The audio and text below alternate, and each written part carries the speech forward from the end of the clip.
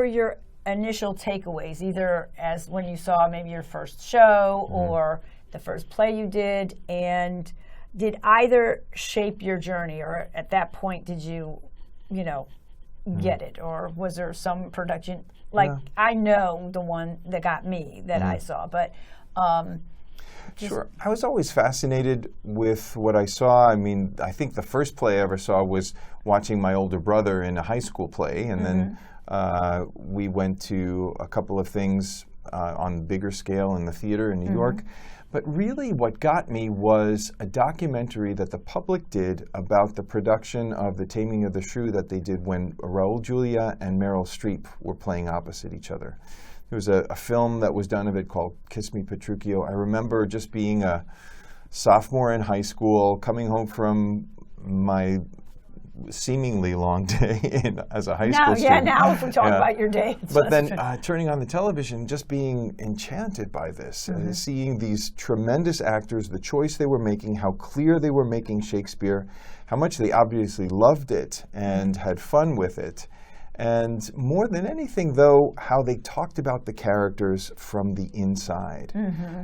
That was just mind-blowing and mesmerizing. And I thought, what a great way to enter the world. What a great way to be in the world. So that was, I think, always the thing that I go back to when people ask me that question. Yeah, so that's kind of where your where you saw that opening for where you could fit into that world. So great. Well, we're going to take a moment for an offering, and when we return, Father George will share how his calling took flight in both areas. I want to find out exactly how it took flight as a priest and as an artist and actor, and I think this is going to be interesting because, in a way, they really are very, very closely linked together, I believe. So it's all about kind of that divineness, the spiritualness, the mission, the way you can affect life and the world and the people in it by bringing your heart and your spirit. So we'll hear how he does that, and we'll see you in just a moment.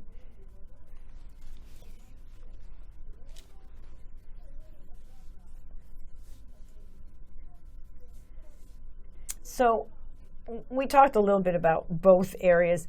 So in terms of seeing something that you felt being part of, which really came first, or did they come sort of tandemly?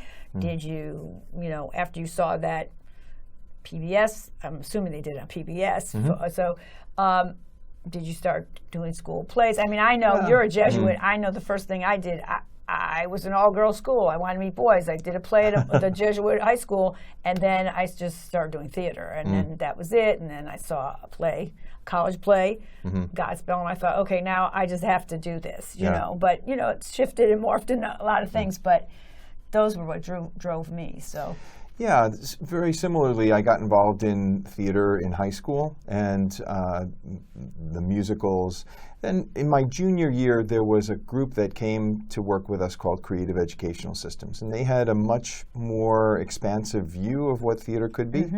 So yes, we did musicals, but we also took part in making of the musical itself. So it was student written, student composed. We had some talented musicians in that group. So that opened my eyes to different possibilities, and I actually had my first professional job with this group. Wow! When I was a senior in high school, your first break. we toured a production of The Odyssey, an adaptation of Homer's Odyssey, which really takes the myth and translates it as every person's home journey. So how do we find ourselves distant from home? How do we get home? What are the obstacles that we have to overcome? And as a matter of fact, I started that in 1979, and I'm still doing that show. I just did it last night, as a matter of fact, at a facility in the Bronx, which is a transitional residence for people who are formerly incarcerated, making the way into four-year college programs. And the story really resonates on many, many levels. I've done it all over the world in different places with different groups that I've worked with. And we continue to work with Thrive for Life prison ministries, and The Odyssey is a great fit for that. Oh, that's good. And it also, when you were telling that story, when we talk more about Magis, it's kind of, full circle to the type of literature and things you like to expose and use in Magis to take around the world and to, you know, just really classical theater and seeing, because it's really, most of the storylines are really prevalent today and things. So we'll get to that in a few minutes. So then the big question is, you're doing theater, with that coming, you got your first job. When did you get your I know nuns usually think of calling, but men and priests sometimes. And then I was going to ask, but you come from more Orthodox. Catholics in a certain time period, parents prayed that they would have one of their children would become a nun or a priest. You know, there was a kind of a thing that Catholic, standard Roman Catholics, you know, they'd have as many children as possible, I guess, and they would hope one would be a nun and one would be a priest, or at least they'd get one vocation out of it. But that may not be that way in your family. I don't know. We're a pretty big family, 7 kids. I was the youngest of 7, and my parents really wanted us just to do what make us happy. And so they were concerned. The one thing that they didn't want me to do, though, was be an actor.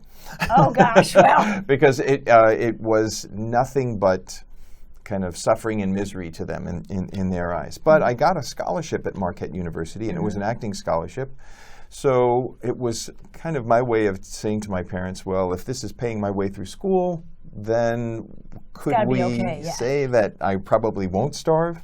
But I was at Marquette and loved the program there. It really was fantastic in forming me just as who I was as a person, also as an artist. The more that I was focused on my career and the more that I got very successful in my career, the more I was becoming more and more myopic, just closed in on myself, selfish, just a terrible person.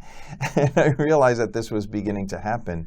At the time, I started a process of what's called spiritual direction, talking about your prayer, talking about your spiritual life, with one of the priests that was on staff. And his name is Dan Schutte. He's a composer. I feel like I know the name. Yes, he wrote "Here I Am, Lord." It's probably his most famous song. But really, in that kind of resurgence of Catholic liturgical music, he was one of the St. Louis Jesuits, a force that was behind that.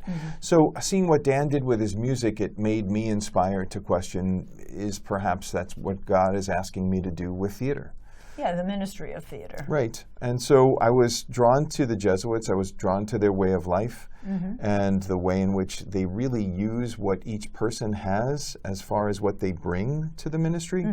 So it was very inspiring, and entered the novitiate, felt a real resonance for the spirituality of the Jesuits and Ignatius, took my vows, and thought I was going to have to leave theater altogether and do whatever they want me to do, and I'm still doing that. But along the line, wherever I was missioned, the one thing in my background that the people that I was working with was interested in, they were more interested in theater than in anything else. So I would go to a place to teach, and they would ask me to start a theater group. I would go to another place to be an administrator, and they would ask me to start a theater group. So it kept coming back and back.